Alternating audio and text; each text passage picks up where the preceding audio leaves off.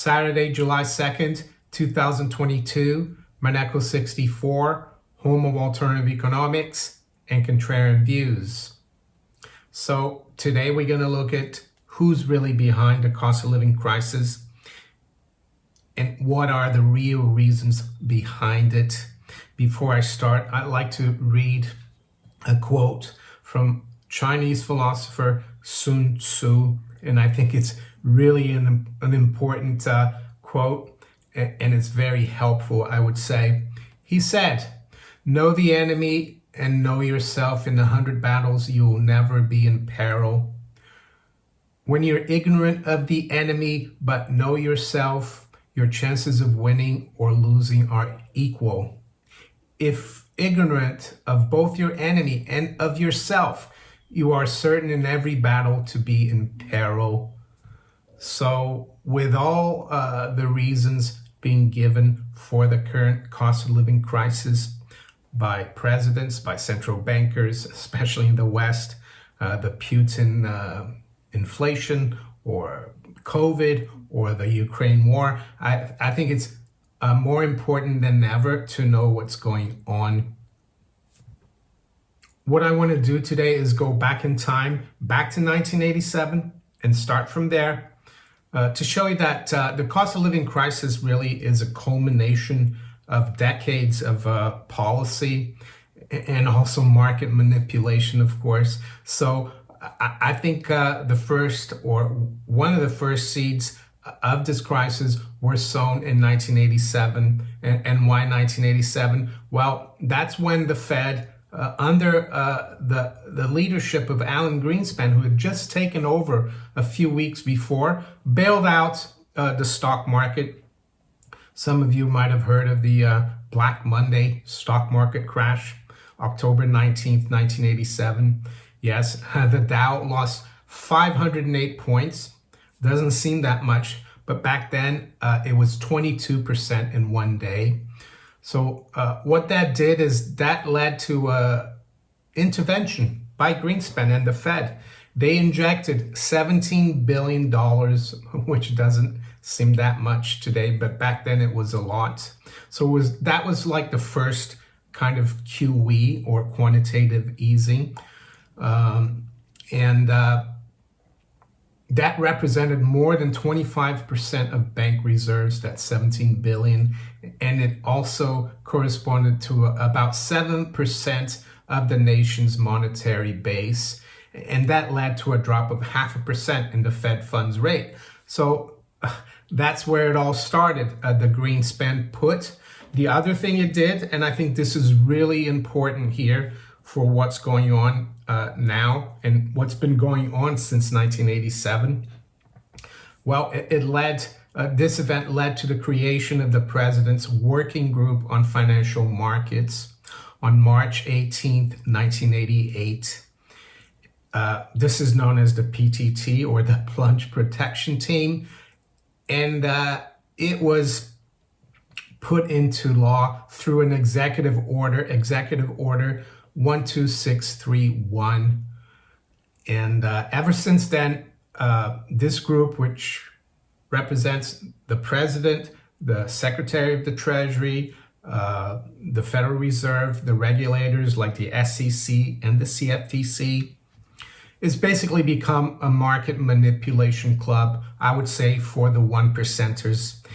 And I think it's really important that you keep the President's Working Group on Financial Markets in mind, because I think it gave the signal to the one percenters, big corporations, Wall Street, the banks, that they were going to be always bailed out. There was going to be a Greenspan put. And I think that's very important in terms of what's happening today. So after 1987, I think in the 90s, there were a few events that were very significant in terms of creating the environment for the current cost of living crisis. And these events were globalization and the repeal of Glass Steagall. So in the globalization camp, I would say NAFTA, which was came into law on January 1st, 1994 under President Clinton. This eliminated trade barriers between the US, Mexico, and Canada. It started outsourcing. And then I would add 2001 when the WTO, the World Trade Organization, accepted China into the WTO. That made globalization even more pronounced around the world. And I would say that globalization was not just an American phenomenon, it was a phenomenon for Western Europe, the UK, all countries around the world, I would say. And the people who greatly benefited from this were big corporations, Wall Street, and it was at the expense of workers and the middle class, I would say, because a lot of jobs were outsourced overseas. And then we had Glass Steagall, the repeal of Glass Steagall under the Clinton administration as well. Of course, the president's working group on financial markets, that was put through during the Reagan administration. So it doesn't really matter what political parties in power, they've all been responsible for this process. So now we come to 2008, and 2008 wouldn't have happened if Glass Steagall hadn't been repealed, of course. We saw a total collapse of Wall Street. Lehman collapsed, and all the other banks on Wall Street would have gone under, and also in the city of London. So what saved these banks and the system, the banking system? Well, it was the taxpayer, not only in the US, but the UK and Western Europe as well. In the US, there was the TARP bailout, of course, which failed on the first vote at the end of September. Eventually, it got voted through. It wasn't called TARP, but that was $700 billion. And plus, the central bank started doing massive amounts of QE in the trillions of dollars. In the UK, we bailed out the City of London, or the City of London banks, with a 500 billion package from the government, of course, from us, 500 billion pounds. I mean, that was, I would say, probably almost a third of the economy had to be borrowed into existence to bail out the bankers. So if you look back in 1987, Greenspan had to pump in 17 billion to save the system. Now we're talking about hundreds of billions and trillions. It's always getting bigger. And this is something I warned about, especially about TARP back in September of 2008. As you can see here from my For Sound Money blog, I was able to retrieve this through the Wayback Machine. So let's look at what I said. This was September 27th, 2008, the day before they voted on TARP. Of course, it failed the vote. I think the Dow was down 777 points on that day. But then eventually the week after, they got it through with another bill. So everything was fine. So I said, this is what the Paulson bailout plan means. Henry Paulson, of course, or Hank Paulson, he was the former CEO of Goldman Sachs, who became the Secretary of the Treasury under George W. Bush. So this is what I said. Americans have reached a point in history where they will be deciding whether they would like to give away their freedoms to the bankers or remain a free people. The proposed Paulson bailout plan for Wall Street is, in our opinion, the single most important issue since the colonists decided to sign the Declaration of Independence in 1776. So there you go. Monday is July 4th, right? Americans and their representatives in Congress will literally decide whether 232 years of freedom of the American individual will be abolished in the course of 1 week. If the 110th Congress of these United States votes in favor of the Paulson Plan, the concept of individual liberty and freedom will be buried for generations to come. what hope does the rest of the world have if America gives up on liberty? We should not forget what Sir Josiah Stamp, director of the Bank of England in the 1920s, said about the system of central banking from which he personally benefited. So here's a quote. Banking was conceived in iniquity and was born in sin. The bankers own the earth. Take it away from them, but leave them the power to create deposits. And with the flick of the pen, they will create enough deposits to buy it back again. However, take it away from them, and all the great fortunes like mine will disappear, and they ought to disappear, for this would be a happier and better world to live in. But if you wish to remain the slaves of bankers and pay the cost of your own slavery, let them continue to create deposits. So they create deposits, of course, with the bailouts, with the national debt that's created on your back. We should also not forget what Thomas Jefferson said about banking institutions. And I quote Thomas Jefferson, "I sincerely believe that banking establishments are more dangerous than standing armies, and that the principle of spending money to be paid by posterity, national debt, under the name of funding is but swindling futurity on a large scale. Let's hope that the 110th Congress votes for liberty." Unfortunately, yeah, they didn't. They did vote down the TARP bill. Unfortunately, the next week, on October 3rd, 2008, October 3rd, of course, is my birthday, they passed it through with another act. They put it into the Emergency Economic Stabilization Act of 2008. It sounds really good. It should have really been the Bailout of Wall Street Act.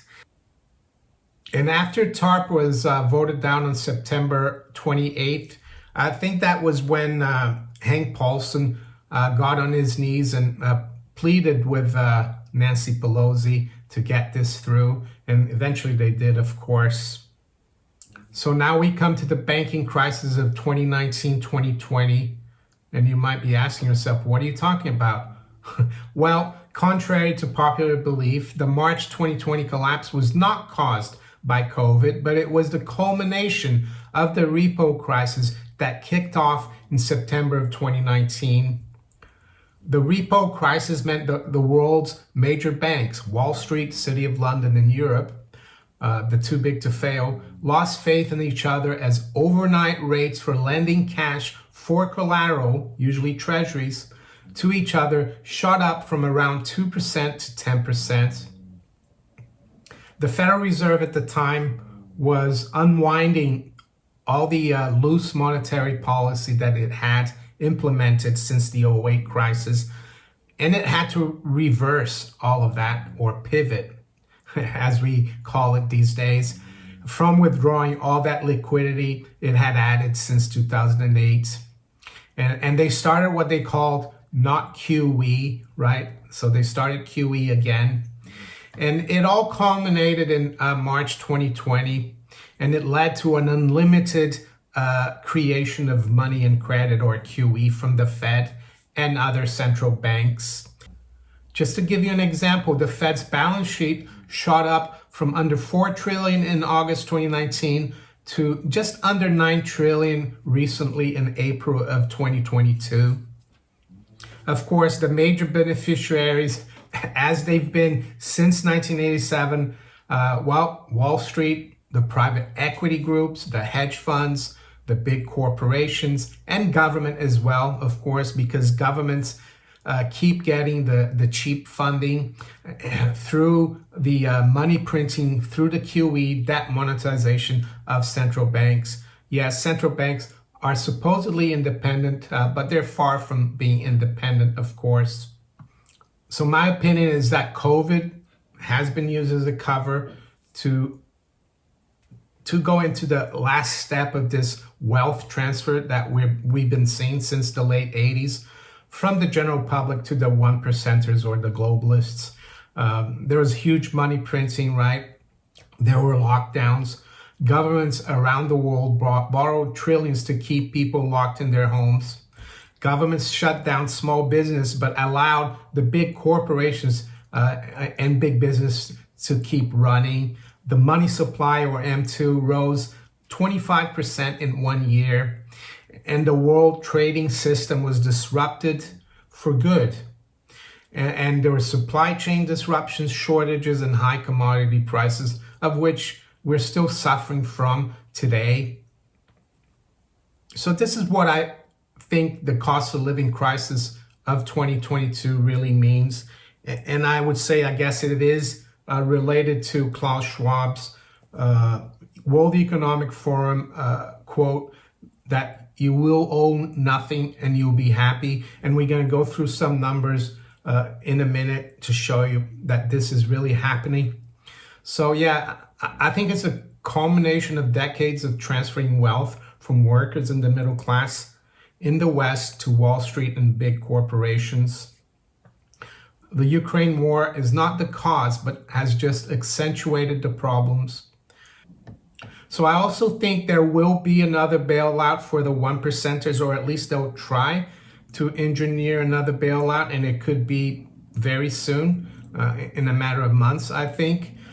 But I think it will backfire on them, hopefully, and that's the only hope we have, that all the major currencies, the dollar included, really collapse. People lose complete confidence in them, and these globalists cannot finance their program of really taking control of our lives. I think a hyperinflationary collapse would be a good thing. A bad thing would be if they bail the 1%ers out and are able to keep going. As we come to the end of this presentation, I would say that my most important message to those of us who are awake, who know what's going on, is that on the other side of the collapse that I think is inevitable, it's just a matter of mathematics, right? You can't keep inflating forever. That we rebuild the world from the bottom up, that we don't ask the people who created this hell on earth for the solution, right? So what I want to do now is go through some numbers actually provided by, believe it or not, the Board of Governors of the Federal Reserve System. And they have a page, which I'll put a link to below in the description, where they give us the distributional financial accounts of the United States, distribution of household wealth in the US since 1989. And this will give you an idea how the wealth has been sucked out of the workers and the middle class since the late 80s. These numbers go back only to 1989, but it's a good place to start because it's right after that 87 crash, right? So what we're going to look at here is assets by wealth percentile group. If we go back to the third quarter of 1989, the bottom 90%, so that's really the middle class, maybe the upper middle class, and the poor, the working class. And I don't mean to be derogatory when I use those terms. I'm just trying to give you an idea of what's going on. Well, the bottom 90% owned almost 45% of the wealth, was 44.7. The top 10% owned 55.3%, and the top 1% owned 20.9%. And now we go to 2009, right after or during the 08 crisis. So you had the bottom 90% down to 41.6% of the wealth. The top 10%, their wealth increased from 55.3 to 58.4. And the top 1%, their wealth increased from 20.9 in 1989 to 22.9. The latest data we've got, and this will really show you how the wealth has been sucked out of the general public to the top 1%, to the globalists. And yeah, it just goes to show that they want to keep sucking that wealth out of the general public.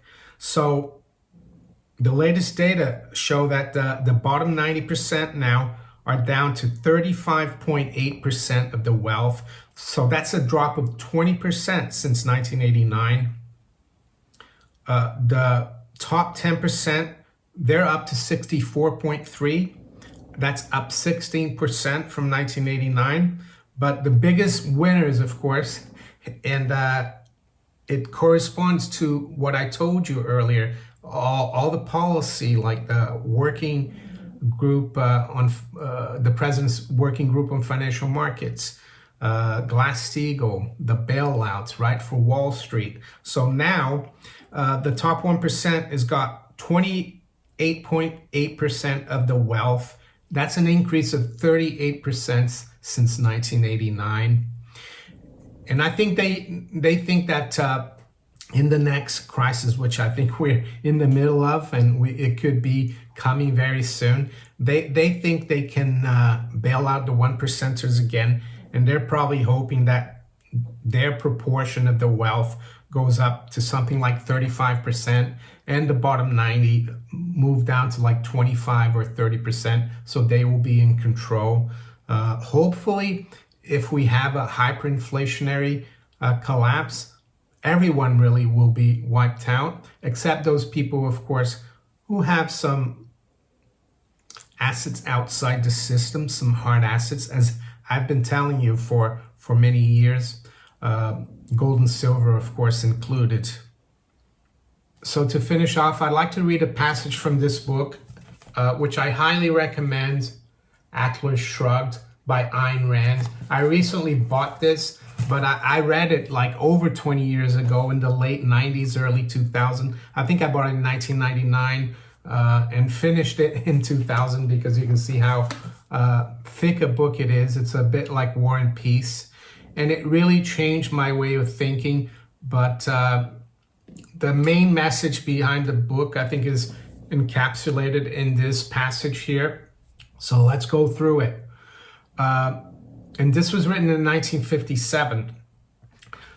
When you see that in order to produce, you need to obtain permission from men who produce nothing, when you see that money is flowing to those who deal not in goods, but in favors, think of TARP, all the bailouts, when you see that men get richer by graft and by pull than by work, when your laws don't protect you against them, but protect them against you, when you see corruption being rewarded and honesty becoming a self-sacrifice, you may know that your society is doomed. Alan Greenspan was supposed to be a disciple of Ayn Rand, but he was the man who kickstarted this looting.